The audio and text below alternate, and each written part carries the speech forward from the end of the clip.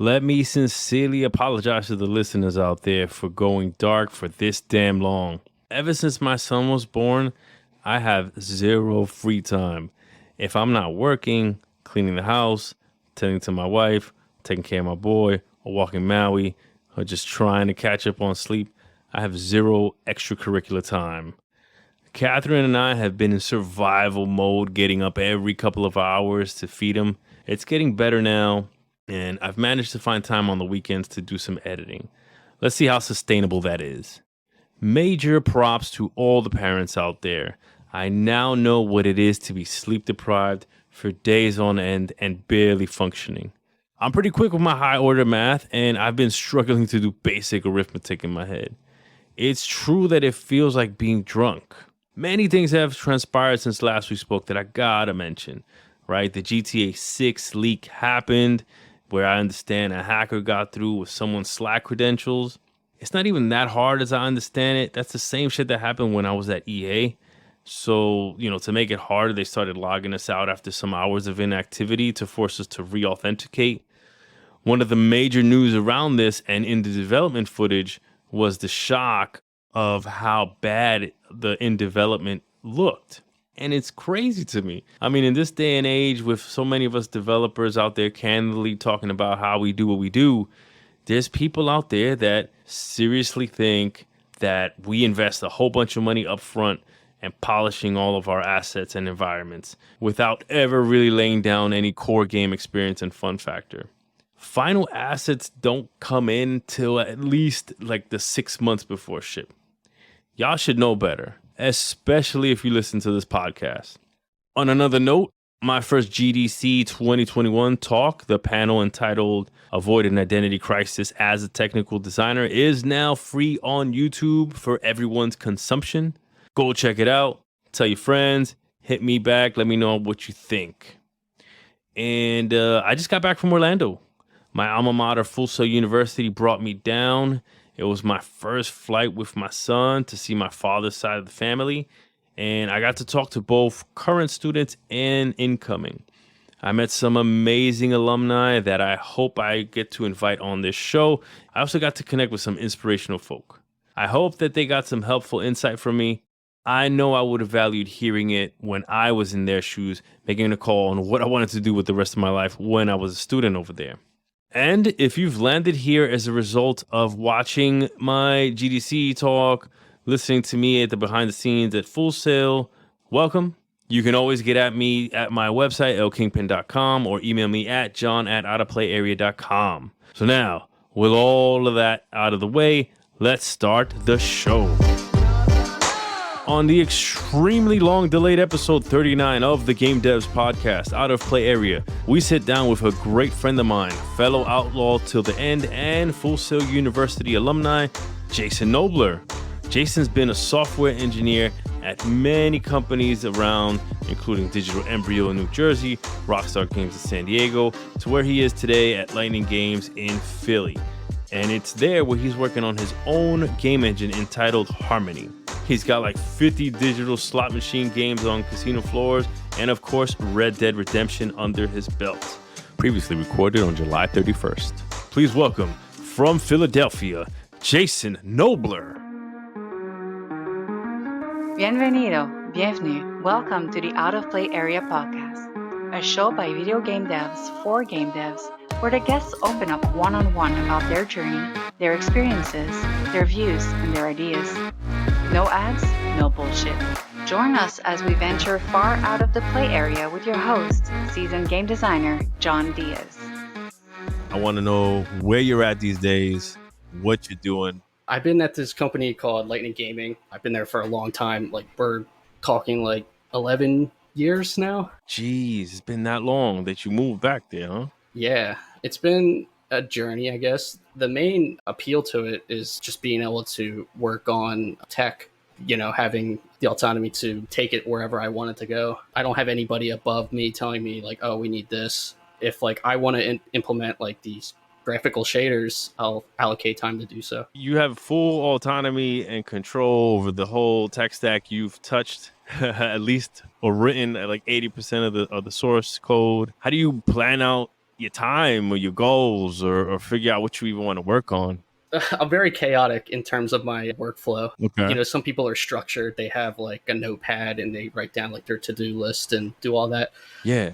I just cannot, my brain doesn't work that way. I have to just, okay, I feel like this is the priority in my mind right now, and I'll just juggle things around and work on whatever I think is necessary. I get like Teams messages saying like, oh, there's a bug in your editor. I'll just try to like clump that into when I'm working in that area and stuff like that, just all in my head, which isn't like maybe the most ideal, but it's been working for me. Yeah, man, you've hung on for 11 years, just kind of keeping that thing sharp. I imagine with that workflow, you're constantly deploying and constantly tuning and keeping things updated. Yeah, because like we're a really small dev team, so it's only 3 programmers and like 2 to 3 artists at any given time. We don't have any producers. Okay, so everyone kind of self-governs. Yeah, because when I first got there back in 2011, their existing framework was like written in ActionScript, which is like Flash, essentially. Jeez, that makes sense for little casino games that you can get by like that.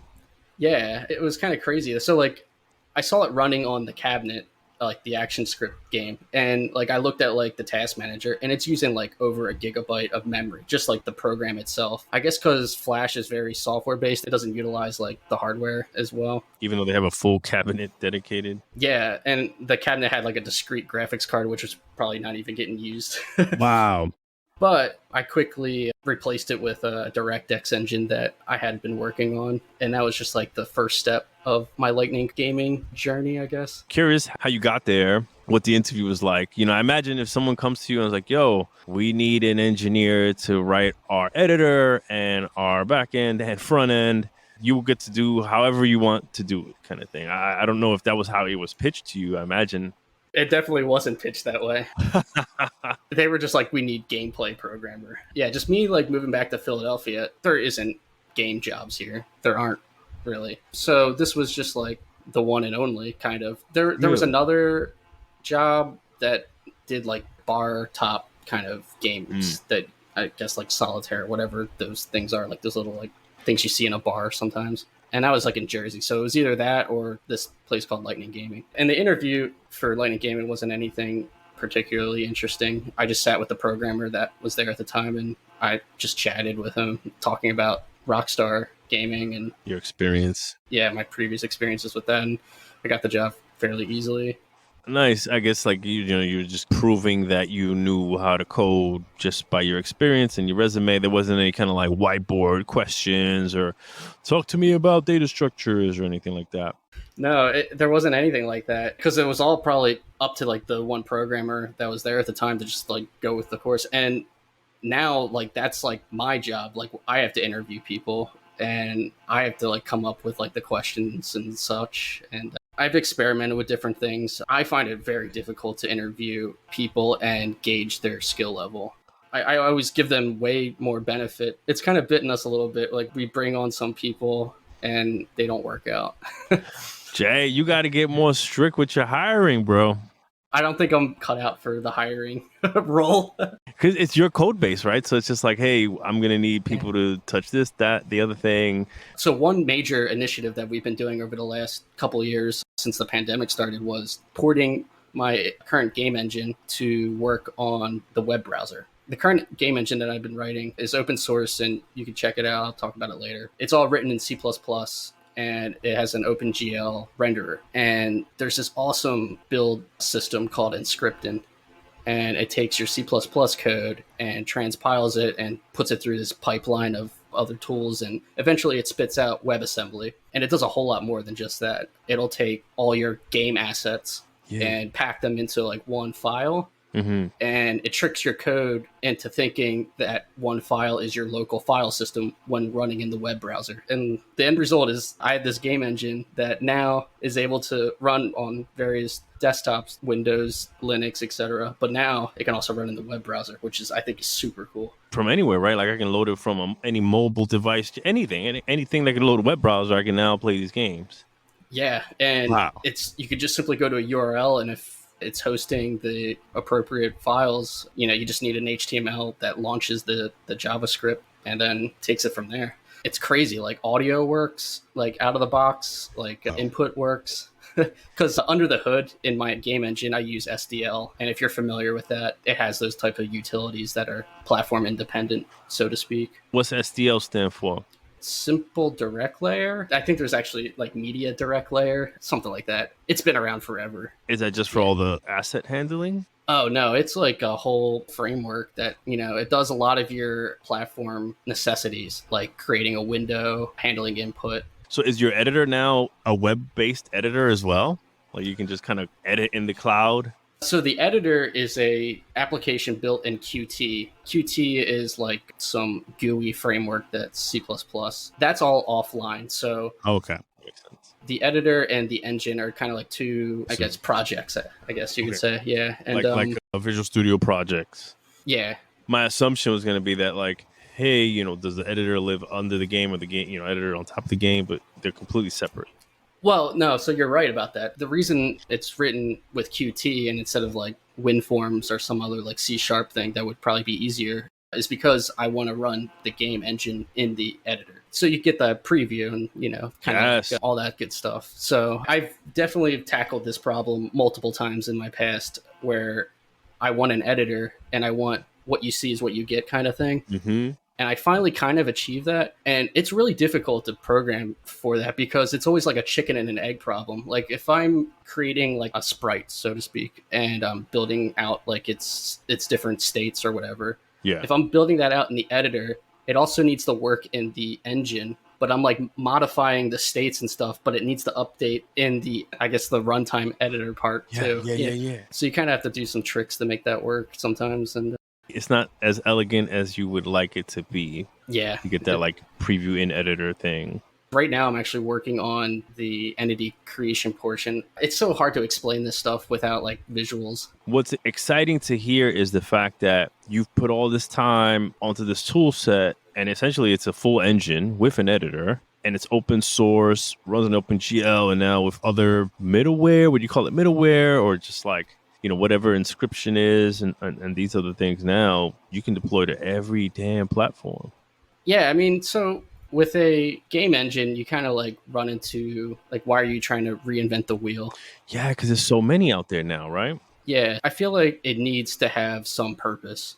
And the purpose that I'm going for is I'm one person. I can't compete with Unity. I can't compete with Unreal. Can't compete with Godot even. Godot's another open source engine, right? Like, and that's picking up a lot of popularity, which is pretty cool. You should check it out if you're looking should for check out Godot. Okay, putting it on my list. My focus, I guess, for this game engine, which my game engine is called Harmony, and it's supposed to be a cross-platform engine, but it's focused on 2D and like 2.5D. And I also feel like when you're building in it, it's way simpler. Like the editor is more straightforward. Mm-hmm. Like when I open up Godot or some other tool that I am not familiar with or something, like you're kind of overwhelmed a lot. And I tried to build the UI, so it's kind of just like everything you see is like what you should work on next, like where like you have to go to next. So it kind of just like naturally flows when you're working in the editor. I'm definitely gonna drop links in the show notes, but if I wanted to Google the engine, what would I Google? Like if I look up Harmony Game Engine, would I find it? So I've tried it in the past, like searching for those terms, and I never find it. So you would have to search for Game Overture with an underscore. So game_overture, and then find my GitHub page, and you'll probably find a link at that point. Game Overture, Jason Knobler, GitHub. Damn, look at all these hits or contributions, I should say. Oh yeah, so I'm running on 2,600 commits about right now. Can I see the history? Yeah, bro, it goes back to 2010, does it? 2012, I think, is when I started. Yeah, so that was essentially right after Red Dead Redemption 1, give or take. We're kind of like going through the timeline in different... Yeah, would you prefer we go sequentially? I can totally do that. Let's go back to the origin of Jay Knobler and where the hell you fell into games, or was it engineering first, or was it games first? Is what I'm curious about. So, as a kid, like, I don't know, maybe like 10 or younger, I knew I wanted to be a part of the creative process in making video games. I didn't know exactly what. I just knew I had to be making games. I think my earliest memories are me playing NES at like age 4 or 5. What? How is that even possible? My mom also documented things when I was like growing up. She like made like this calendar, and like she talks about me playing Nintendo at age 4. What games do you remember, man? I just remember just like Super Mario mainly. The one. Yeah. I mean, when I was older, we had more games, and we went through different consoles and all that. But either way, so I knew I wanted to make video games. I also was really into computers as a kid, and neither of my parents were techie at all, like not in the slightest. But my mom had bought me my first computer, which had Windows 95 on it. Fucking Windows 95. Yeah, and the hard drive had a massive 1 gigabyte of storage. Yo. So like, those, a regular sized mechanical hard drive with its max storage of 1 gigabyte. That's what the time we're talking about here. Yeah. So shout outs to my mom, because my parents were divorced at that time, and like she still like got it together for me. She knew it was like important. Was that something you kind of like kept expressing, or just you got it and then therefore you kind of went full in on it? Yeah, I mean, I knew I wanted to make video games, and I knew I loved computers. So at some point, it combined the two. And I was like, all right, I'm going to become a programmer. You're like, boom, what marries both of these worlds? It's crazy that you say that, Jay, because a lot of people never really make that connection. It's usually kind of falls into their lap, or someone tells them, hey, this is a thing. But you're saying you just kind of figured it out. You're like, yo, these things are made this way. They're software, they're programmed, and that's what I want to do with my life. Yeah, I mean, when I was a kid, like I didn't really understand what programming was even, but I did analyze how games were made. Like I would analyze like the mechanics of whatever game I was playing. Do you remember some of the things that stuck out early in your game dissection? I would always like, oh, it would be better if they did it this way or something, not thinking like how hard it is to, write assembly code. That's so true, Jay. In a lot of our conversations, you were always making hypothetical improvements. You're like, yo, they should have did it this way. Or whenever we were playing games, I remember whatever it was, bro. I don't know, Donkey Kong or Plants vs. Zombies or Street Fighter or something. It's like, that's so dumb that it works that way. It should totally work this other way. I'm like, yeah, Jay knows.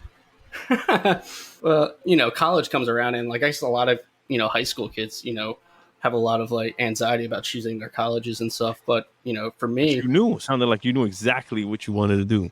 Yeah, it was like a no-brainer. Like there was 2 colleges to choose from back in 2004, which was DigiPen up in the Northwest. Over here, yeah. And then Full Sail. See, it was easy back then. Just flip a coin, or which coast are you on, or that basically determined that. Yeah, pretty much. And I had gone to Florida a bunch of times for like vacation and stuff, so it kind of just made more sense to choose that. And also like the accelerated program where like you finish up in 2 years was also a nice perk, so it also made me choose Full Sail. Yeah, man, that's an easy one over DigiPen, right? Because DigiPen is more traditional, longer. Essentially, you got to pay for that time as well. I mean, they go deeper as well, but I really like that accelerated, no time to digress or get distracted, right? It's just like boot camp style. I mean, how Full Sail went. It was a pretty awesome time, I guess. Yeah, man. What do you remember from Full Sail? Like how did your desire of like, hey, I'm going to be a game programmer, and then going through Full Sail to be like, hey, you're going to program, you're going to do a little design. They're going to give you, start you off with like Visual Studio and then teach you a whole bunch of other APIs. At Full Sail, like they had different degrees when we were there, but they only had one game development degree at the time. It was a Bachelor of Science game development degree program, I guess it's called. Game dev and design. Yeah, so it was like less on design and more about the engineering as parts of it. I mean, I would say like 80-20. Yeah, probably. And I think nowadays they have like a whole design course. I'm not up to date on. Yeah, they have everything, man. Everything you can imagine, right? They have like game art, game animation, game design, and game programming.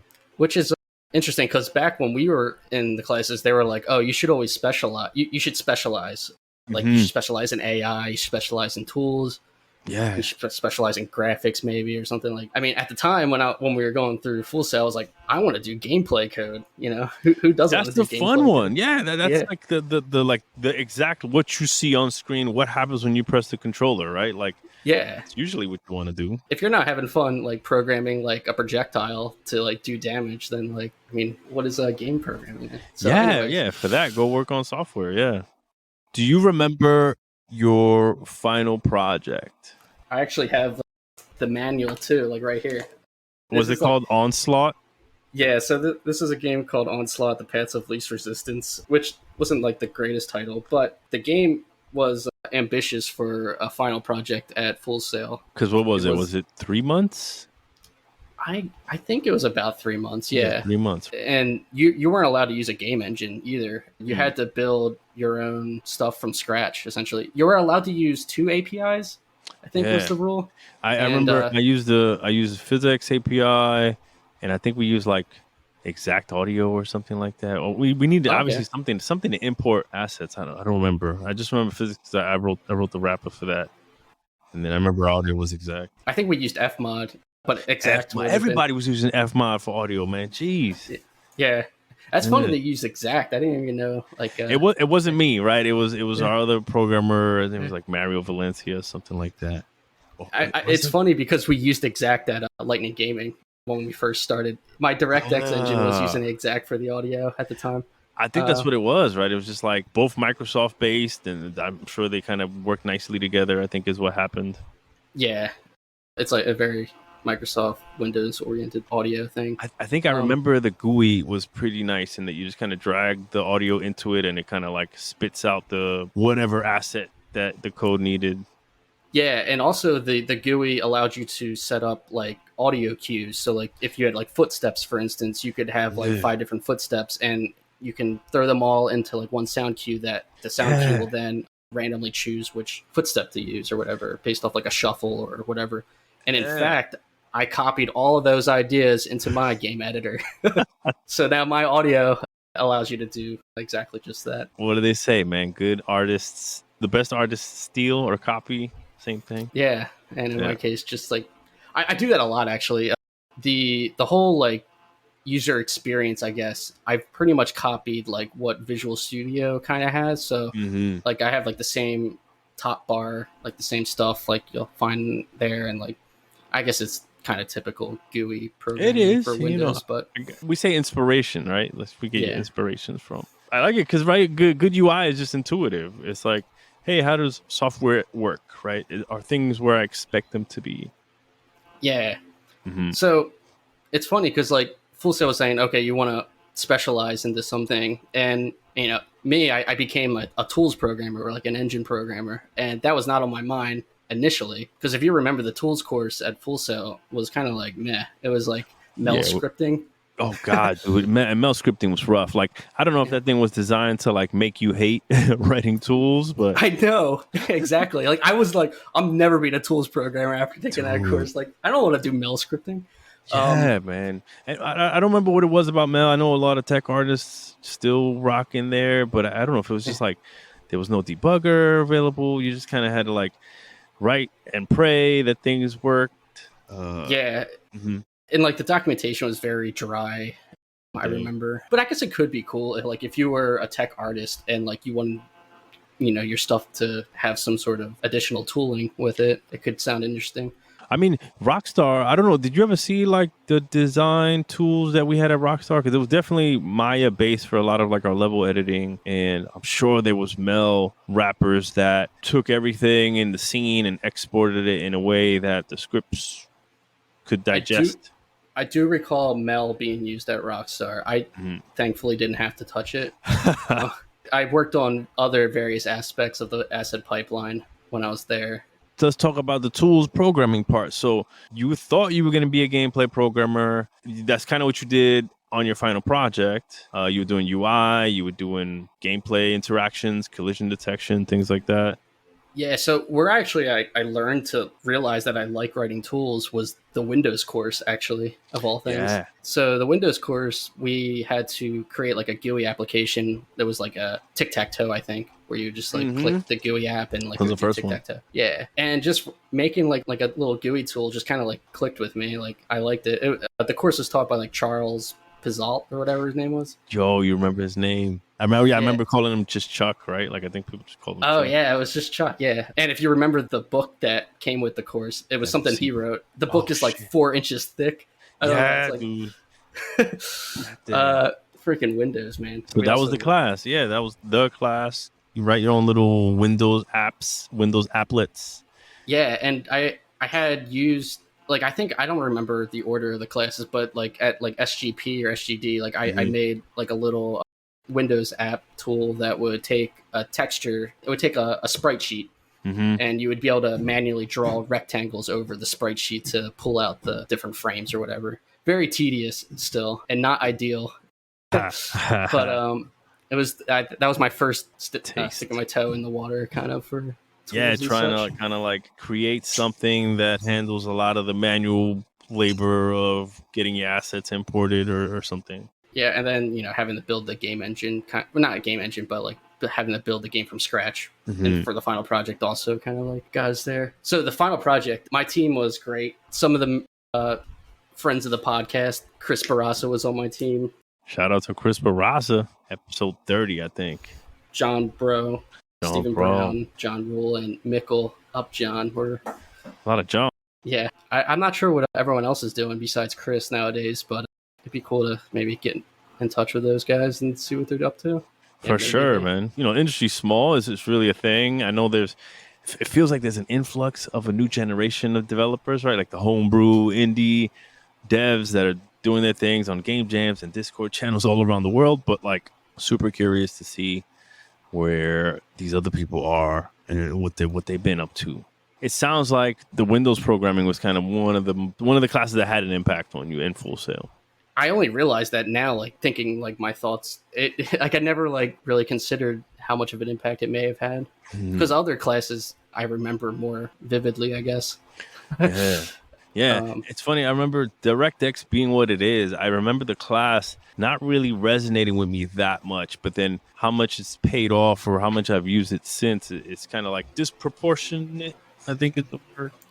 Yeah, and we had both OpenGL and DirectX, and I don't remember at the time which one I liked more, but I'm not even sure which one I like more now. I mean, obviously, I have a lot more experience with OpenGL as that's what my engine's written in, but now it's like, okay, you should probably be thinking about Vulkan. Why is that? It's just more like the successor to OpenGL, so to speak, and it's already pretty well adopted, and it's only going to get better. And I'm pretty sure it works within scripting still. I'd have to double check that. And that's just that Vulkan would be just another graphics API, right? All the rendering.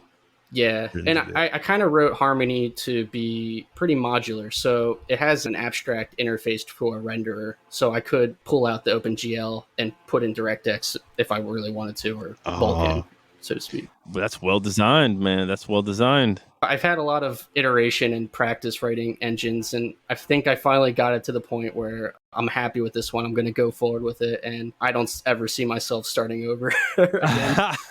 Yeah. I think a lot of developers think the same way. I think that's why you see the massive adoption behind the Unreals and the Unities or whatever in-house tech studios have built, right? They just kind of keep working on top of it so that they don't have to start from scratch. Yeah, it just really isn't practical to be able to write a game engine and make a living with it as well. I have a very unique career in that I kind of been able to do this. All the things kind of just fell into place. I mean, after Full Sail, I got my first game industry job at a place called Digital Embryo. Oh my God, Digital Embryo is crazy. So, where should I start? Should I start with like the interview process? Because I'm curious. Yeah, I'm curious what the interview process was like, especially for a student coming out of college, right? Like, I think you never really know what to expect or prepare for, and I'm curious how it went. This place was in Old Bridge, New Jersey, and the interview process, I finally make it to the studio because the directions I had took me to some residential house. But this before Google Maps. Yeah, I had like printed out like a MapQuest. Printed directions, absolutely. Yeah, so I showed them the final project, the game. What, you had it on like a laptop or something? I brought in a CD with it, I think. I think I might have brought in a laptop. I might have brought in the Full Sail laptop. But yeah, I had it with me and they thought it was cool. And like it went really well. So they trusted me with a Nintendo DS dev kit and the manual printed on like 200 pages bound together, which is like all confidential, by the way. And I didn't sign any NDA. And they were like, okay, go make something for us. I think I already had gotten the job, but they were like, okay, go do this as part of the interview. So I take it home. I'm living at my parents' house. I'm like on like their coffee table with my laptop and my like Nintendo DS that I own, and using it with like this dev kit that I have, which is pretty awesome. Like sitting in my living room back in 2007. Yeah, I think people today listening to that will be like, oh yeah, that's par for the course. That's normal. You know, we get shipped dev kits to the house. I was like, nah, man. In 2007, that was unheard of. You don't get any equipment in your house. That thing is under lock and key in the office with like careful barcode tracking. Yeah. Especially with like Nintendo too. Like they're the most strict, as I understand. Yes, that's me too. So I put together like a little framework using like the low level API and like me like going through like this 200 printed out page manual, trying to like wrap up like critical functionality like asset importing, rendering, etc. I didn't realize until like much later that there's a Nintendo middleware called Nitro that did like a lot of that grunt work for me, but I didn't know about it. So either way, I made like a little demo with like the various like rendering effects that the various different test projects had. Got the job. So based on the project that they asked you to do, you were kind of able to show them like, yeah, I can do what you need. I can do what I would actually be doing on the job, right? Yeah. I mean, like it was like little rendering demos and like input demos that ran off like my Nintendo DS. So, and they were impressed with it. I mean, I did it like in a fairly short time, I think. I'm curious, as a programmer, I tend to believe that the best programmers stand apart simply because they've had the experience of debugging similar problems and they know how to kind of throw the kitchen sink at things when they come up again in the future. But secondly, I think it's that other part that you just talked about there is like not knowing that there was a Nintendo middleware that can do something that was frustrating or you were doing yourself, right? And I think it goes into kind of your tool bag is like things like inscription and just knowing that these things exist give you a running start as opposed to thinking, oh, I got to figure this out for myself completely from scratch.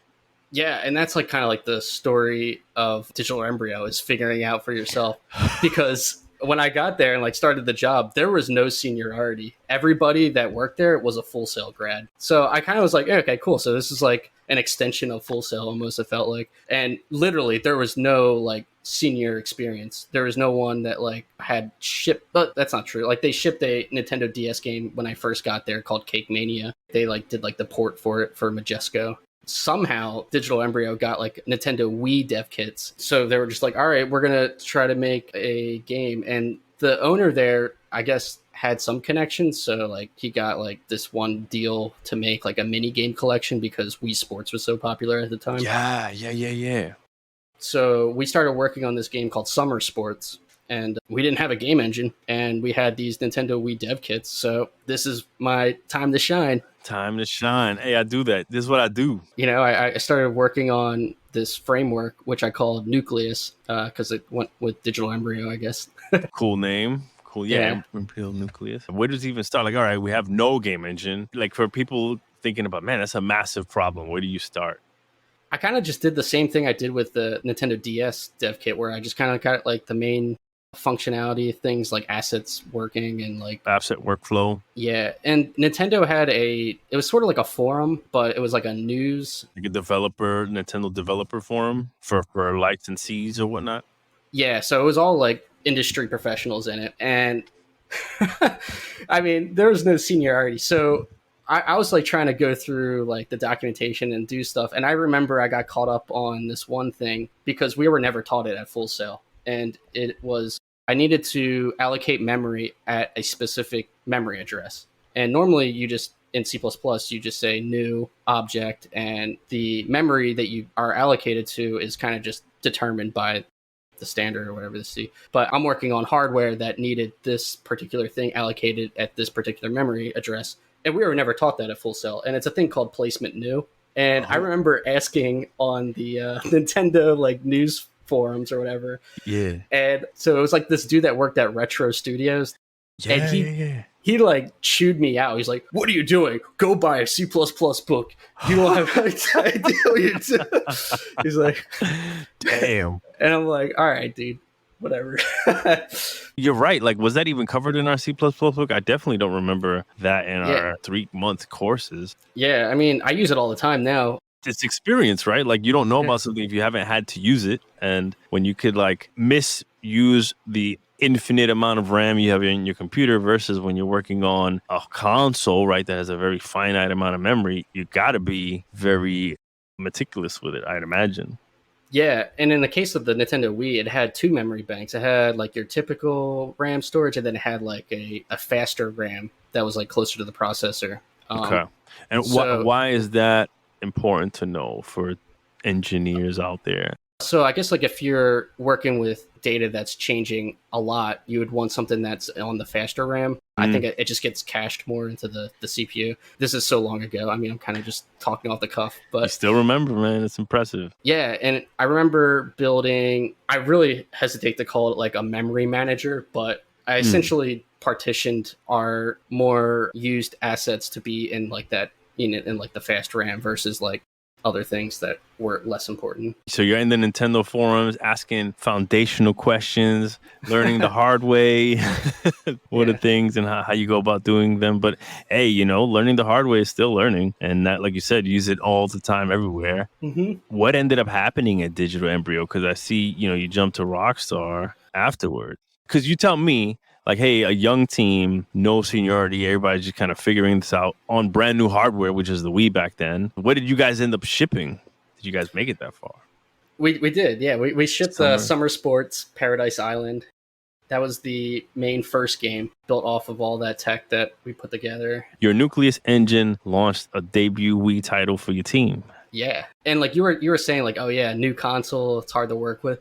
Dude, the Wii remote was also brand like new to like you know, the whole concept. So using like a gyroscope. Yeah, motion controls, right? Yeah. And this was generation 1 Wiimote. So it didn't have like that little like extender thing on it that made it better. To give you more fidelity, right? It just kind of had like what y'all pitch and roll. Depth is like in and out, right? Like the Z axis, and then you can go up and down and then like left and right.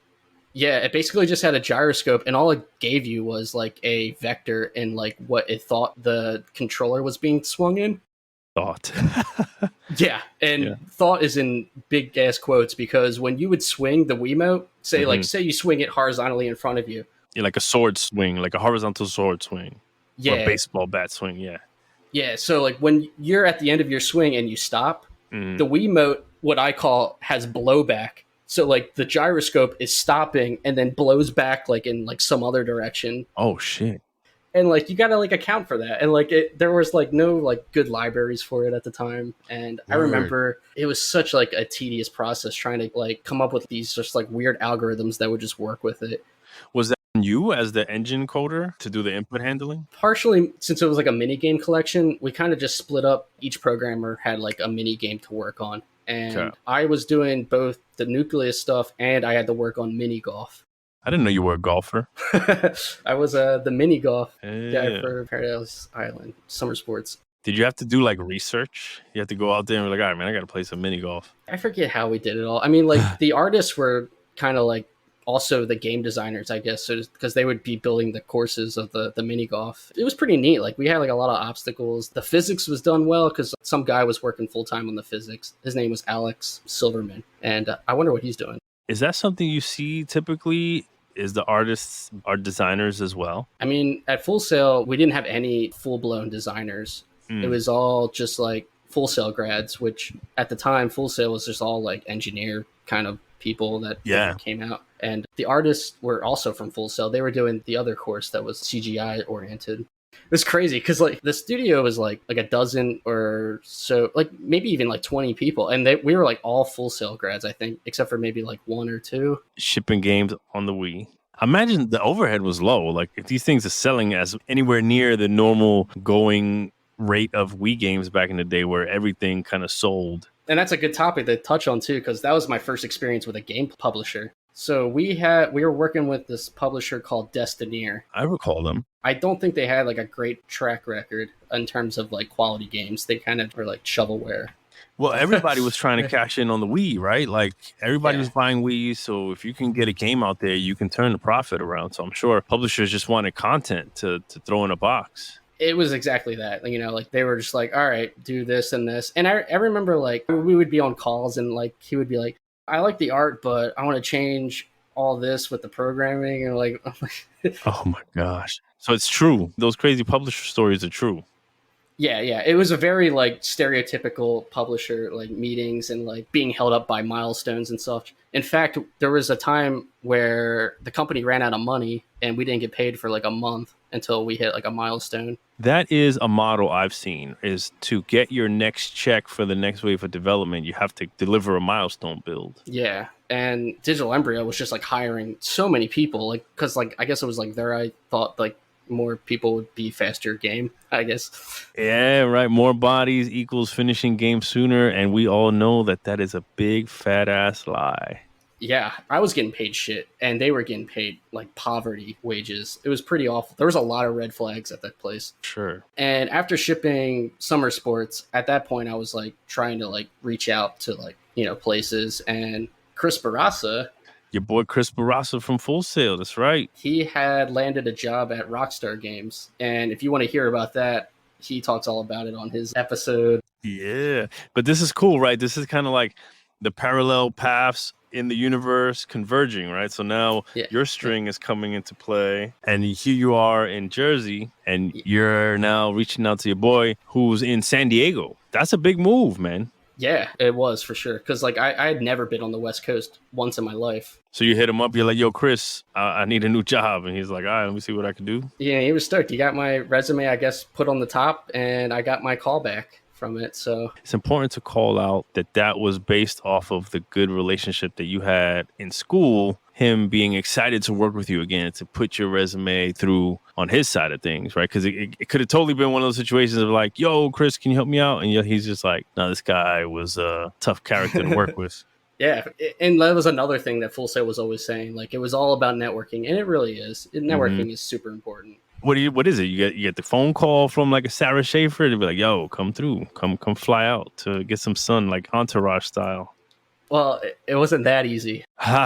So the interview was 3 parts, I guess, or 3 stages, so to speak. So part number 1 was, you know, a phone call. And Ted Carson was on the line. And I still remember the questions that he asked. So this was me after working a long day, like 16-hour day at like Digital Embryo. I'm like sitting in the parking lot on my like dumb phone, because this is back in 2008. He was asking me some like tech questions, and I kind of remember them. So the first few were like linear algebra questions. It was like, so like, how would you use a dot product, and how would you use a cross product? And I gave some simple answers, just like, oh, dot product. If you have a point in space and you want to test if it's on one side or the other of a plane, you could do a half space test with a dot product, whatever. And then cross product, I gave the answer of like, if you have like some object oriented in space and you know its forward vector, you can figure out the right vector by cross product crossing the world up with your forward vector, and that'll give you your right vector. And there you have it, yo. Jay just dropped like the one question that you'll get on probably 100% of all those like intro level gameplay engineering, even game scripting interviews. You just got to know that. Yeah, for linear algebra, if you're doing a phone interview, you definitely want to brush up on that, or any interview really. And other questions he asked was like a fun one, which was, if you have a signed short or unsigned short and it's 0 and like you add -1 to it, what happens? And like I remember answering, I was like, oh, well, it just underflows, and then the value is going to be like 2 to the 16th power. But that wasn't good enough for Ted. What did he want? Ted was like, what is that number? He wants some specific. I mean, back in the day, right? We didn't have the smartphones to like quickly bust out the calculator. Yeah. Thankfully, I actually kind of knew the number. It's 65,536. How did you know that number off the back of your head? Because it's a pretty important number. It's the 16 bits of what fits an unsigned 16-bit integer. And I knew it back then too, so that was cool. And then the final question he asked was something I didn't really get. He was talking about like how to properly, if something was happening like in this big open world, like how would you calculate various things. And like I think the answer he was looking for is like, oh, you would use an octree or you would use like a bounding volume hierarchy. Yeah. So I don't think I got that question, but overall, I guess I did well enough that I passed stage 1 phone interview. It's funny you mentioned this because it makes me think back to your hiring process at Lightning Games and how you're too easy and letting people in and thinking like, hey, man, you got to throw some Ted Carson questions at people. Oh, yeah. And in fact, stage 2 was a coding test. And I actually used this coding test for some of the hires at Lightning Gaming. I took the same test that Rockstar sent me and I tried sending it out. It doesn't translate well, I don't think. I guess because everybody that I sent it to didn't even send it back. How effective do you consider that from a weed out perspective, right? Like if people ain't completing the test, you wouldn't want to work with them, or is it the opposite? I'm so unsure because I don't know if it's too difficult. For the level you're hiring? Yeah, I mean, I get like, because Rockstar obviously has high standards. Oh, yeah. But I kind of felt like the coding quiz was pretty fair. It essentially was you had 1 hour to take a bunch of input string and you would have to flip each word, but you can't flip the entire thing. Is it like you have to do it each letter, like each letter at a time kind of thing? Yeah, so if it was like hello world, it would be hello world would be in the same order, but the words hello and world, the letters would be reversed. It's like all the string concatenation and manipulation, right? It's like detecting spaces, positioning, things like this. It's all about delimiter detection, yeah? Exactly, yeah. So the main thing was understanding ASCII and using the space character as a delimiter. Yep. ASCII 32, by the way. There you go. That's not bad in an hour. Yeah, I remember like kind of panicking at first, but then like it kind of hit me like, okay, I can do this. Yeah. Was it like in like pseudocode, or are you submitting something that has to compile? Yeah, it has to compile. So it's funny stories that at the time I was living at a place that didn't have internet.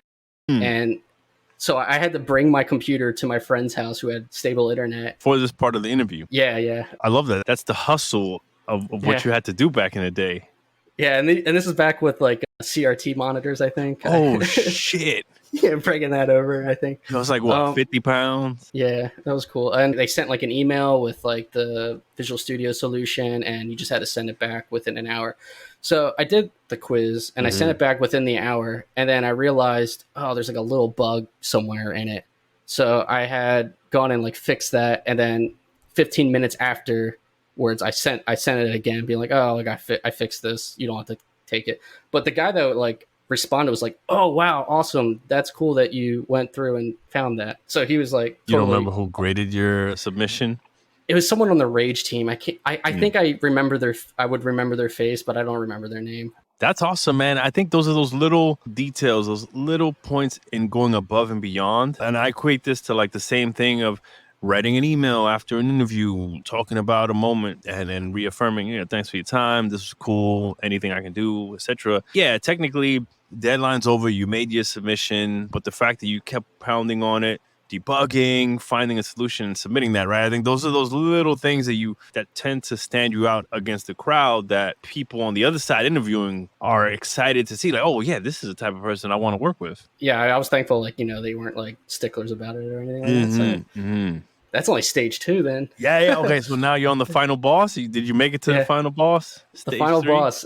Yeah, so stage 3 was they fly me out to California and I do a face-to-face interview. How did that fly out feel, man? Like it had to feel Hollywood and like, holy shit, this is the big time. This is AAA game development, not no more like we shovelware. I mean, I was feeling good. They set me up in a hotel, like a taxi and everything to the studio and all that. How old were you, out of curiosity? I was probably like 22. And I was feeling mad confident, like going in the interviews. Did you brush up on anything? Yeah. I was, because at Digital Embryo, I was like, I wrote the whole framework. I'm good. Yeah. Hell yeah. You got solid experience under your belt. Yeah. But like, had I known, like, I was like sitting among Titans at the Rockstar interview, I probably would have been a little bit more nervous. But so the interview was with Michael Crehan, Ted Carson, who I mentioned, Michael Carrington, and I think Tom Shepard was there. Okay. So it was a pretty decent crowd. Apparently, Tom Shepard is like co-studio head now over there. And cool. I think Mike and Ted have got, Mike's at Google. I think Ted's at Valve. And I've got to track down Mike Currington. Barasa called out Mike as a nominee, so I got to go track him down and see what he's up to. Oh, neat, yeah. But to your point about Titans, just to set the ground of what these engineers are up to these days. Yeah, they had me, coding on the whiteboard, doing stuff like that. They asked me some like inheritance questions and like the Diamond of Death, if you know about that. I know the Trilogy of Evil. I don't remember the Diamond of Death. It's when you have two classes and you do multiple inheritance with both of those classes. Sorry, you have one base class at the top. Yeah. That has two classes derived from that. Uh-huh. And then you have a class below that derives from those two classes. And that's not allowed because there's ambiguity in the inheritance. Okay, that's where you get your diamond from, right? You got like A at the top, B and C are kind of same level, and then C points up to B and C, which is, I didn't even know that the compiler would let you do that. It doesn't, in fact. Okay, so okay. That was the question kind of there. And then they asked me some like threading, race condition questions and stuff like that. Dude, fucking race conditions still get me to this day. Like, to this damn day, like you just, and especially in Unreal, where you're like, oh yeah, on game start or on tick start, this thing is initialized, right? It's safe to access. Like, nope. You got to check. Yeah. I mean, it is the future. I mean, like we've already maxed out our CPUs in terms of raw speed and clock cycles. So now it's more about parallel processing, I guess. And depending who you talk to, man, quantum computing is not too far away. That'll change things up for sure. I don't even know how that applies to software. Yeah. Like, what the fuck? How are we even going to take advantage of it? Yeah, absolutely. I'm excited to know that. Yeah. So it was like a 4-person panel, just throwing questions at you on the whiteboard, and you're tackling them as they come. How do you get out of that thing? The ride home, getting the call, all those exciting moments. So yeah, I think I answered like all the questions well. I remember Michael Carrington asked me a question about the V table, and like I didn't know about the V table at the time. Is that from memory or something? That's when you use like polymorphism and like you have virtual functions. It's how like a derived class will know which version of a overrided function to use. It uses a lookup table called the V table, I guess, virtual table. This is why I encourage people to just go on as many interviews as possible, because you're going to learn shit that you didn't know. You may not get the job, but you're going to learn shit that, I should know how to use this. Or it comes back to help you solve a problem in the future for the cost of your time. Yeah, unless I'm giving you the interview, and then like I'm not like asking any good questions probably. To your point about just copying patterns and processes, right? Like just borrow from Rockstar and some of these other places, for sure. Yeah. So working at Rockstar was pretty exciting too. They started me on Midnight Club. Wow, man, that's a big franchise. That's one of my favorite racers, even to this day. I was building the race editor tool, so there I am back on tools again. The race editor was going to be sick. I was building it in C#, and you had like the whole like GUI interface, but you could move a mouse over it, and it would show a cursor on the actual game where your mouse was, and like you would be able to plant like nodes around the city for like to make tracks and stuff. So let me set this up. So I have my dev kit, PS3 or Xbox, whatever, plugged in. The game is running, and I have a way to move my mouse over an area and see that mouse in the game world, and like get positions and add actors to the world. So like I was communicating through the network to the game. I forget how I did it. I remember going into like the Rage department, which is Rockstar's engine department. And I remember asking like this one guy, I was like, is there a way to do this? And like, he like gave me this full rundown, and like, it just worked. Like I was so surprised that like everything just worked. Dude, the tools. I'm curious to get your perspective as a tools engineer with as much as you've done and what you know, because I always tout that the tools at Rockstar are some of the finest that I've seen to this day. Yeah, and I think that's always a indication of like a well suited like game studio is like the tools and like the people that know how to use the tools and the engine. I mean, if you have the engine in-house, you're already at like a huge advantage if you have the people that wrote it. Hell yeah. The fact that you can go right over to the Rage people and be like, yo, can I do this? Do I have access to any of this? And they're like, yeah, do this, this, and that. Bam. How common is that? Yeah, and it was also nice because we were in the San Diego office, which was their office as well. It's crazy because, yeah, to the point of one of the reasons that I think the tools are so cool is, like you said, in the engines, when you're writing this kind of like in-editor game simulation thing, so you could run the runtime and still have control of the editor to like add actors, move things around, change properties. There's a shit ton of work that goes into making that work. And sometimes it's like hacking, right? It's things that, okay, this will never go into a ship thing or a publish exe. It's just for editing. The way that the Midnight Club seems to work, it completely gets away from even worrying about maintaining an editor, right? It just has the runtime, and then you have some tools on top of it that let you author things. I guess it never like matured, like the tool itself, because I was working on it. They moved me over to Red Dead at some point, and they canceled that whole project, Midnight Club 5. Damn, man. So was this your first cancellation?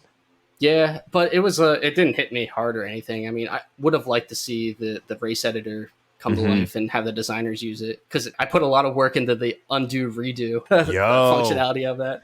Damn. I remember. It's funny that you mentioned that, right? I'm working on Fortnite creative mode, right? And it's basically like make a game within a game. And the first thing that hit me when I loaded that up to try to kind of figure it out was like, there is no undo. And and so, you know, you don't know how important it is or how much you take undo redo for granted until you don't have it. And you make like a massive import of like 50 characters, and then you can't undo. Now you have to go manually to each character and like delete it or move it or something like that. Yeah, and when you're building like a app or a tool, you have to kind of plan for undo redo, because that is kind of integrated into every action that you do. So everything that you can manipulate needs to have some sort of undo action to it, and it needs to have the opposite redo. You know, well, your actions need to have a state, right? And so something needs to be tracking, like, what are the actions that are being affected, and what's the state of the game prior to or after to, and being able to roll back. Yeah, dude. I mean, you use like a simple stack data structure of these commands, so to speak, and you can like pop them on and off, you know, as your undo redo stack and such. To me, it sounds simple, and the fact that it's done in every software, I wonder hard. Like, I don't wonder hard. I know why, but like not having it hurts. Yeah. So you get pulled off, you go to Red Dead Redemption, arguably the biggest game that we've ever worked on, to all the accolades. Oh, yeah. Yeah, so I wasn't too mad over that. You know, hell yeah, I was moving to Red Dead. Everybody got moved to Red Dead there. Everybody. It's just one of those things that happen. It's very common that you have 2-3 projects at a studio, and then, you know, one is gearing up to get published, right? Or has a ship date, or, you know, gets announced. And now it's like, oh shit, we got to finish this thing. And it's all hands on deck, and projects will get shuffled or canceled or put on ice. And I think, what was that? That was, so for the next year of your life, what do you remember working on Red Dead? Yeah, so they had me on various odd jobs, I guess. You were like a firefighter, like a mercenary for hire? Yeah, but I mostly kind of like worked and developed and maintained like the asset pipeline. I worked with Jason Jureka and Rob Suh. Jason Jureka was also on your podcast. Coincidence. So the asset pipeline for an open world game like Red Dead, you know, was pretty crazy. Had a lot going on. It was always breaking at some point or another. Like, you would write some Perl script, because the whole thing was written in Perl, by the way. Do people even write in Perl still? No, because I think like Python was sort of emerging at the time. Now, like, if you're going to write something in Perl, it's probably better to just write it in Python. Because to your point about like APIs that just do things, and, you know, Python has almost everything out there by this point. Yeah, it's very well supported, I guess. And you know, but Perl has like, you know, it's pretty cool for writing files and like saving out generated files or whatever. And that's essentially what we were kind of doing a lot. So it made sense to use Perl. But as with any scripting language, once you get to a point, it becomes hard to manage. And like this kept growing and growing and growing. And so we had like these automated computers that we called the monkeys. The build monkeys. Yeah, they were running 24/7 with like some batch scripts that were, you know, calling out our various Perl scripts, compiling assets. I imagine now these are all like cloud instances, right? That just kind of spin up, do some things, or every so often building, as opposed to like on-prem physical towers. Yeah, I guess Mhm. so. That would make sense, especially how accessible like, cloud services are nowadays. Yeah, right. Especially now that you have multi-studio teams spread all over the place, right? Are they all going to kind of communicate to San Diego to be like, "Yo, give me the latest build or build this thing"? Yeah, And DevOps has become a job that it's didn't a exist thing. back then. Yeah. Yeah, for sure, for sure. Yeah, so part of like the whole asset pipeline, I remember no one told me to do this, but I had like this idea to make like this heat map that tracked like Oh, the memory usage for environment artists to follow. Because the environment artists they would love to like put down like a ton of trees, and hmm trees used up a lot of memory. So part of the automated system was me teleporting to every grid point in the hmm world, taking a bunch of like metrics of memory and stuff and saving it off. And then at the end of all of that, I would output this heat map that would be like, okay, a lot of memory is being used in this location. Go optimize it. Yeah, and I remember Ted Carson liked it, so he was like, "Oh, that's really cool," and like he like offered some like changes that I would do. So and that got kept in the whole asset pipeline. I guess hopefully I never talked to like any of the tech artists, but I mean I think they found it useful. Because I think, if I remember correctly, Ted was like tech director or something like that on the Yeah, project. He was up there in terms of his engineering impact, and I felt like he was an awesome guy for the responsibility he had. He always seemed to be on the floor helping out all the programmers, right? Like specifically with any math related things, for sure. That was his specialty. oh man, that's like the perfect segue. Mm. Because yeah, so Ted had asked me to fix this pretty big issue. Was it like, oh, good job on this heat map thing? I'm gonna throw you on this big ass issue now. Yeah, kind of. Because I mean, I was always kind of just getting thrown everywhere. I feel like. Junior talent, man. That's what it's good for. It's just like, hey, go fix that thing. Go spend time over there. Figure this out. So if you recall, there was like these monitors throughout the office that were like number of bugs fixed by They're like this person. the leaderboards, the developer Yeah. leaderboards, right? It's like you're either way behind or you're doing great. Yeah, basically just like it was kind of like, oh, here's the top person that fixed the most bugs this month or something. So I was assigned to this one issue where grass was floating in the air. Like various like so like in the throughout the world of Red Dead, there's like these little grass billboards and they get procedurally dropped onto the world. And sometimes they get dropped and they aren't flush with the ground. They might hit like a rock or something. So I was tasked to fix that problem. And it's funny because like you're like Ted's all about like mathematical Mm-hmm. stuff and like helping with math. Ted was like when he was telling me this issue, is like he gave me like huge mathematical way to solve this issue, like using like trigonometry and all this stuff. Yeah. And I was like nodding my head, like, yeah, sure, okay. Well, you're looking for like collision points in the world, right? For every Yeah. object. My mind doesn't work that way. I'm very rational and very logical, but traditional math equations and stuff, Yeah. it's just not how I do things. I'm picturing the Homer Simpson gif where like they're just talking to him and he's kind of dead in the face, right? But like nodding. Yeah, I mean that was pretty much me when Ted was like telling me like the mathematical way to solve this. Okay. Either way, I look at the code and I understand what's going wrong, and I'm just like, well, if I just make sure that I insert the billboard and like that both the bottom vertices are flush with the ground, then I should be good. And I kind of just like algorithmed my way through it without any type of math. Really? It was that simple? I submitted a fix, and you look up on the monitors, I'm number one because there was thousands of these grass instances man. So like That's like the number one. Like, I guarantee you, when you're in QA, that's like the easiest bug to file, right? It's like, oh, grass clipping through terrain or through a building or something like that. Oh my god, I feel so bad for the QA because they like took a screenshot of like every instance that happened, and like it was like there was a bug reported for every like one of those, and I'm like, how many? Do you remember how many you killed with that submit? It was hundreds, like easily hundreds. So like by just that one little fix, I now was on the top of the leaderboards because I had like hundreds of, and like that like just made like the whole integrity of that whole system just like bogus because like it was just like clearly I'm not fixing this many bugs. It just did like one little thing. But yeah, that was gamification, like right?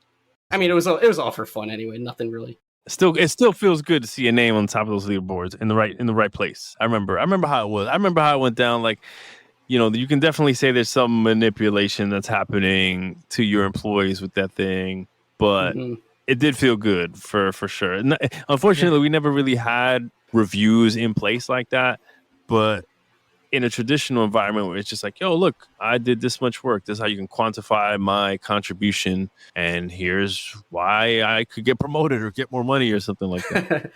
Yeah. I feel like at Rockstar, it was a very like office politics way to promotion. You had to kind of like use charisma and like talk to like the management in that way. Like something that I wasn't very good at, which is like a foreshadowing to post project. Let me see if I understand what you're saying, right? Like it sounds to me as you're saying you are promoted not on the quality of your work. You're kind of valued on, I don't know, social superpowers that don't really factor into the work you're doing. But at the same time, like it is considered. It wasn't just like strictly like smoozing to like the upper management to get places, but it certainly was needed, I guess. Because I kind of always kept to myself. I feel like back then I kind of like just talked to you guys, my friends, and never really like engaged in like that office politics stuff. I mean, it seems like you enjoyed what you did, and it showed, I guess, right? Like in the quality of the work and the things you were building, not regressing, right? Because I've seen it happen, right? Like you do a bunch of fixes, you're at the top of the leaderboard, and then QA makes a pass on it, or some other check goes in and breaks a bunch of things, and then now you're kind of at the top of like the most bugs leaderboard. It's like, yeah. So that was just like one little thing though, that grass fix. The other main thing I remember working on was I did the ambient train that went around the world. This was cool, Jay, because that was one of my missions. One of my missions was down in Mexico where you board the train with Landon Ricketts, right? I mean, the train is a system that lived in the world. And I remember as a designer having to script into that system, right? To be like, grab the train, stop it here, remove it from the schedule, set it to be boardable. And that, back to the point of grass clipping in the world, getting PEDs from the static world to this dynamic physics moving thing and seated. There was just a whole bunch of nightmares, a whole bunch of bugs generated from that thing. Oh, yeah. And I remember that was pre and post you. Like you went in there and you did your magic and then things just worked. Well, I didn't do the magic. Eric Koski, the physics programmer, was the one doing the magic. However, I was the one prodding him. Doing like the schedule. I was like, I need this. I need this done. It takes a team, right? It takes a team. The ambient train was independent to the mission trains. So like, I think like all the mission designers had like their own instance of the train. But I guess in the end, it kind of worked the same.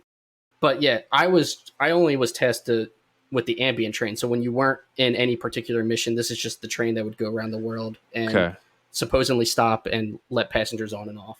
I also had to script how the AI passengers would react to like getting shot up and stuff though too.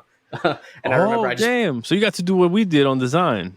Only on like this little ambient train thing. And like I remember like I randomized based off of like, because all the actors you could kind of like query some information from them, and I would like take that information and say, okay, this guy's going to be aggressive and fight back, and then these people would go and cower like in the corner. You could set there was I felt like that was my first taste of AI scripting to a new level, because you can really tune a lot of their parameters that could determine personalities.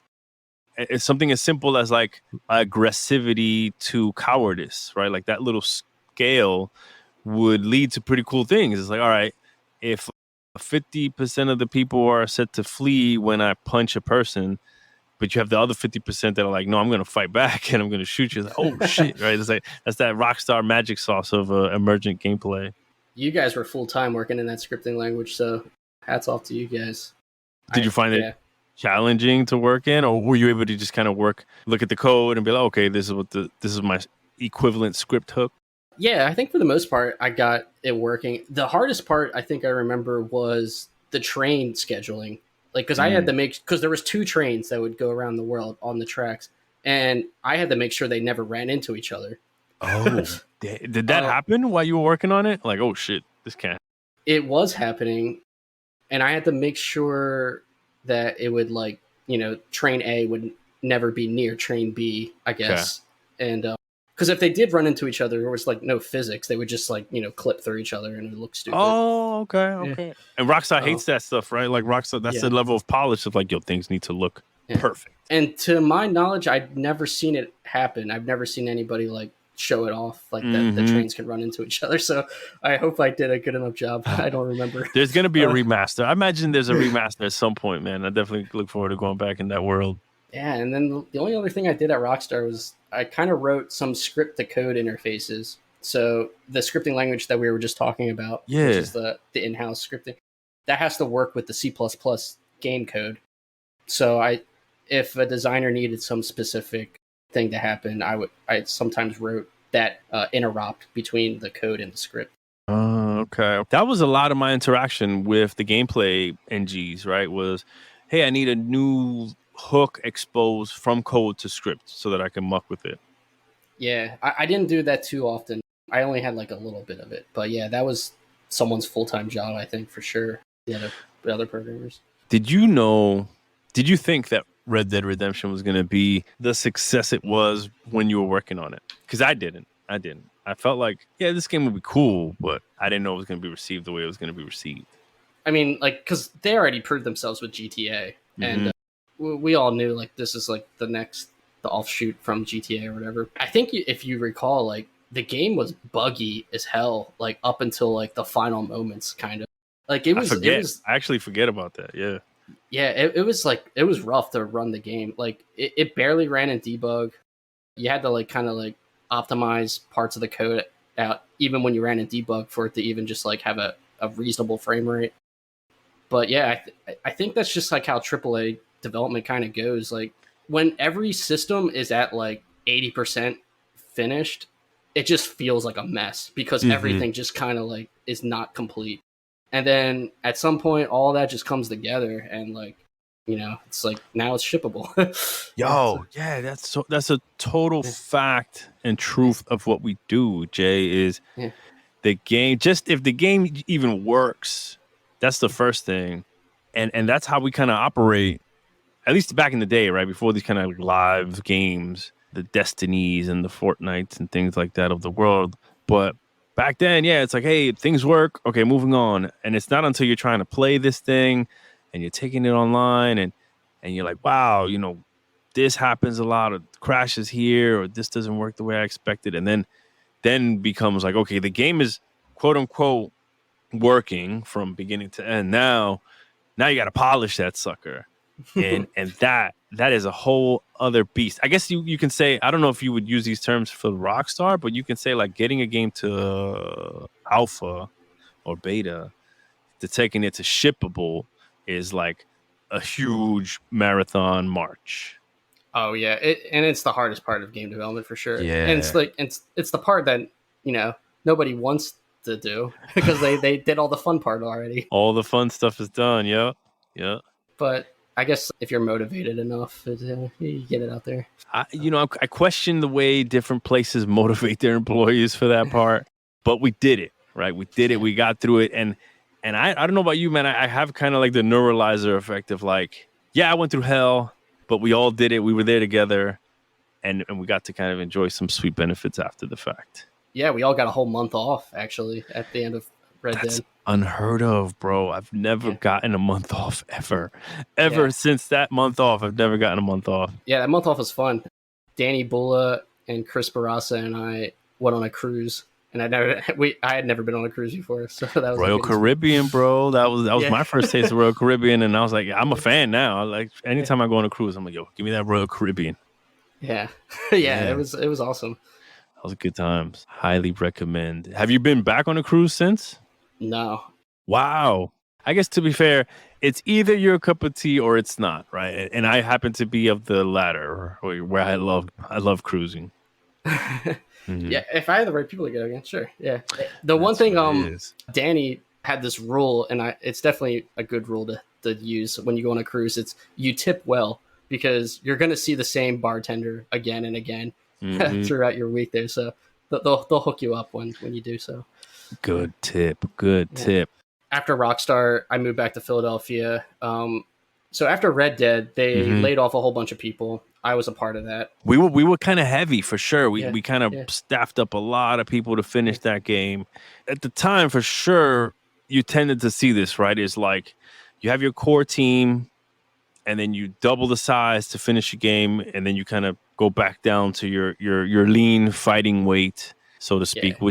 which I think was a shitty process, right? And you talked about potentially feeling like if you played the politics game, you might have survived that round. Yeah, exactly.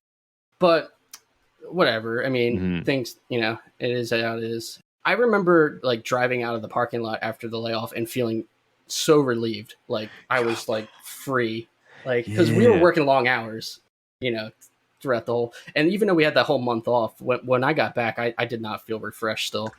Yeah, so worked out, I guess. You were relieved when you left Rockstar. Like a lot of people can take that a bunch of different ways, but you were relieved. You're like, yes, like the job is done. I can move on to other things.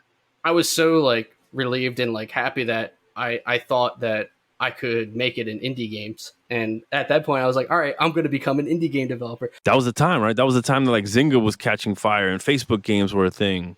Yeah, it was like the indie game bubble. Like Super Meat Boy came out, Splunky, like the original Splunky, like FTL. And this is like the dawn of XNA. That's right. That's like the Xbox small games. What do you call that? Framework, API? Yeah.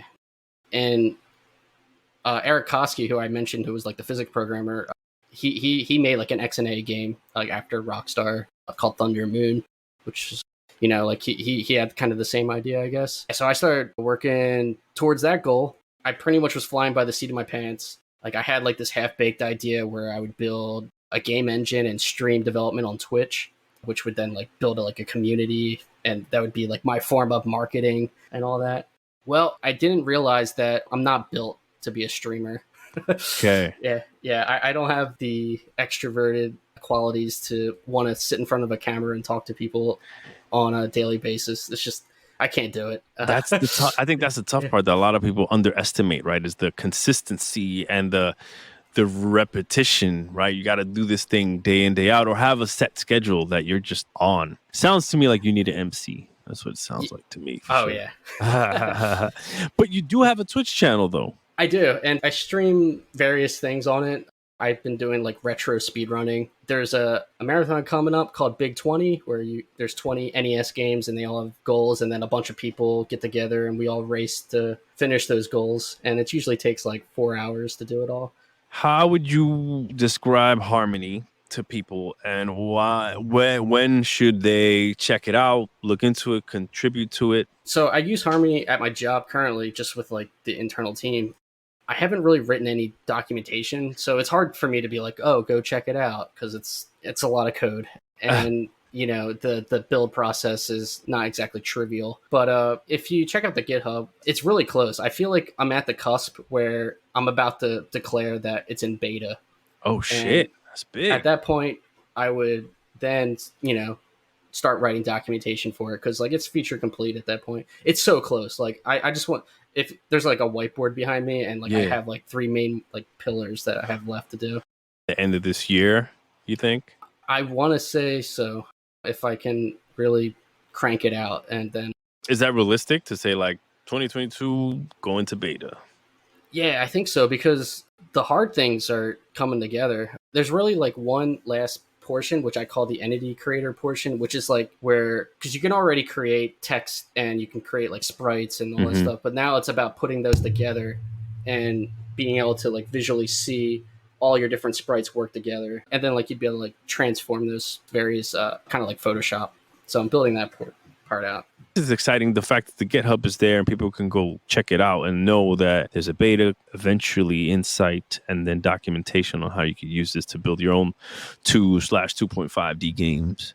Yeah, because I have a dream game that I want to create. It's in my head right now. And talk to me about your dream game that you would build on the Harmony engine. So FTL is like this game that came out where like you manage like all these like a spaceship, like all the different components of it, like the oxygen, the engines and such.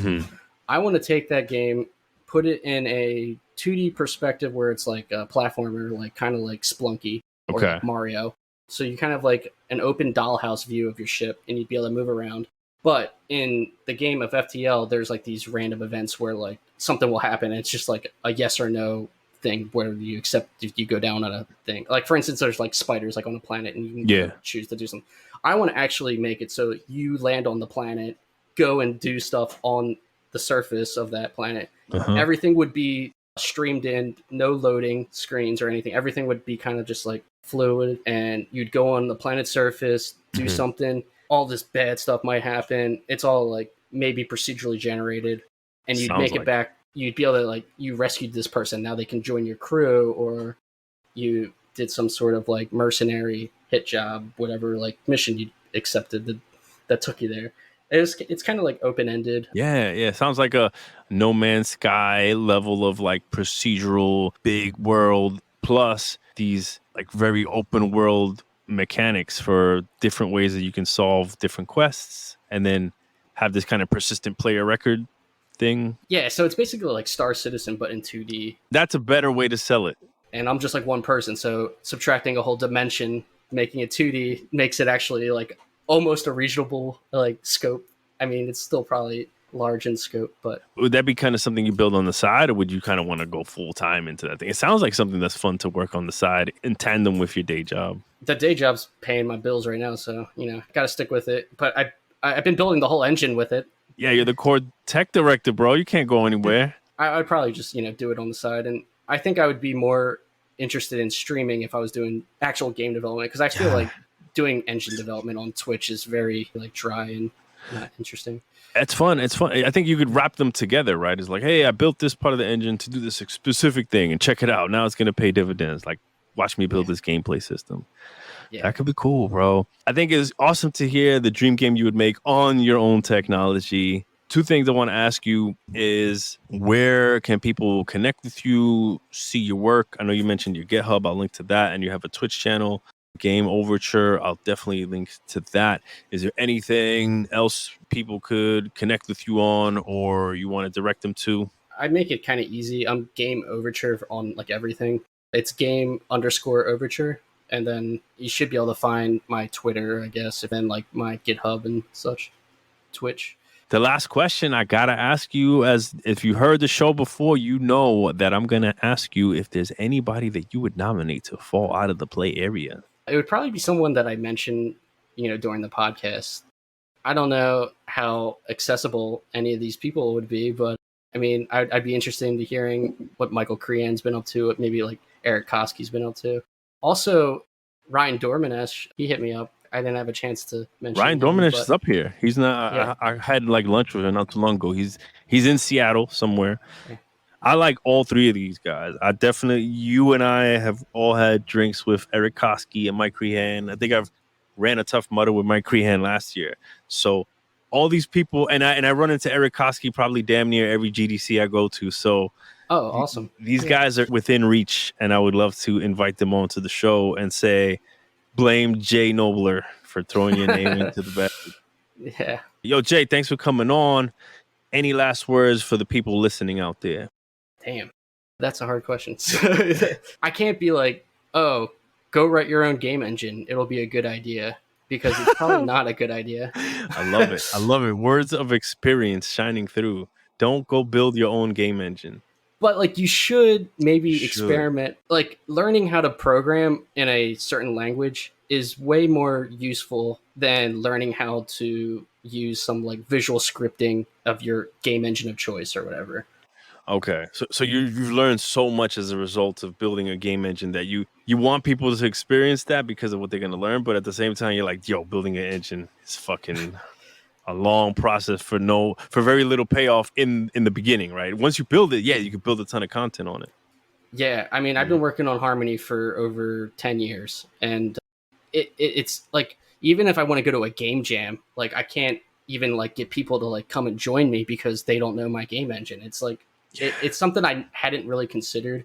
It's sort of a very lonely process, I guess, unless you have a team. Would you have done anything differently for the Harmony engine or endeavor?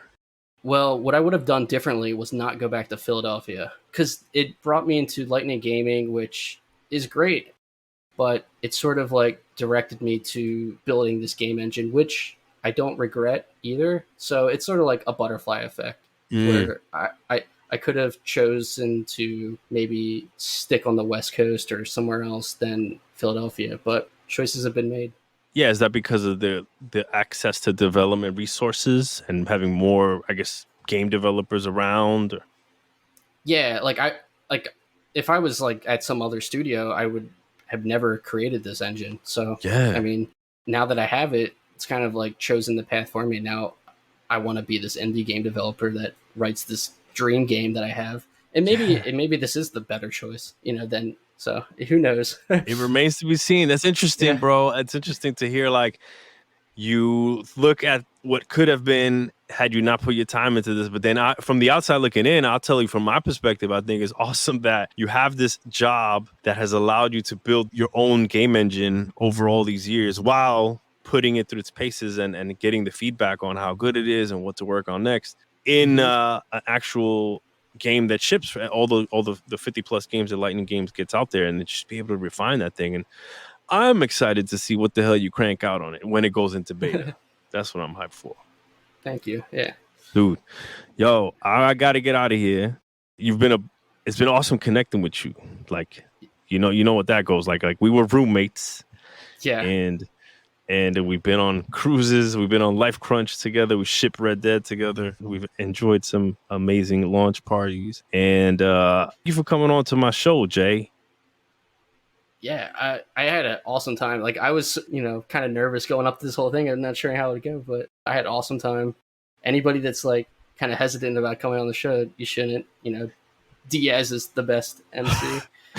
You gave me that nickname, and at the time I had no idea what you were talking about. I was like, why are you giving me the MC? I'm not an MC. I don't know how to rhyme or rap or rock the mic or anything like that. And it's funny, over the years, this thing, whatever I was doing over at Lumberyard, it has kind of come out and has allowed me to see what the heck you saw in me way back whenever. So it's hilarious. 39, finally done at last. Thank you for your patience and understanding as I learned to be a parent and completely reinvent my life, routines, and workflows. How do you enjoy hearing about Jason's journey through game dev to where he is now writing his own game engine that should be available on GitHub if you're curious? You can find the link to his GitHub and check out more, as well as how to get a hold of him or watch his retro game speedruns on his Twitch channel in the show notes. On the next episode, the Big 4-0, I bring on good friend, current head of production for Vertebrae, a Snap Inc. company, Adrian Cho, a former outsourcing manager at 343 Industries, who he has worked on a few Halos. And before then, he was at BioWare Edmonton, working on a couple of Mass Effects, to where he's now made the jump to big tech and hardware over at Snap. It's a special episode unlike any other. I look forward to hearing your feedback, so make sure to follow so you get notified when it debuts. I used to like to say new episodes debut every other Monday, but these days, I just don't know. So I hope to get it out before November. Thank you, devs, very much for listening. I encourage you to send me any questions for me to read out and answer by hitting me up at either the show website, outofplayarea.com, or my personal website, lkingpin.com. As always, you can hit me up at john@outofplayarea.com. Stay strong, stay true, stay dangerous. I miss saying that. Bring them home, Mega Ran. Flight attendants, prepare for takeoff. Cabin crew, please take your seats. We are now about to enter the out-of-play area. Yeah. If you can't reach me, I apologize. Since we out of play, I never compromise. John D, NYC, know we got the vibe. Make sure you hit that follow and you hit subscribe. Out-of-play area podcast. Out-of-play area podcast. We gotta play. It's just a little something for the game devs. Stay strong, stay true, and stay dangerous. Had to switch the styles for a challenge. Best thing out of Harlem since young Miles Morales. A new podcast comes to provide the balance with game dev veterans and rising Area Podcast, a show by game devs for game devs, with no ads, no BS, just the real.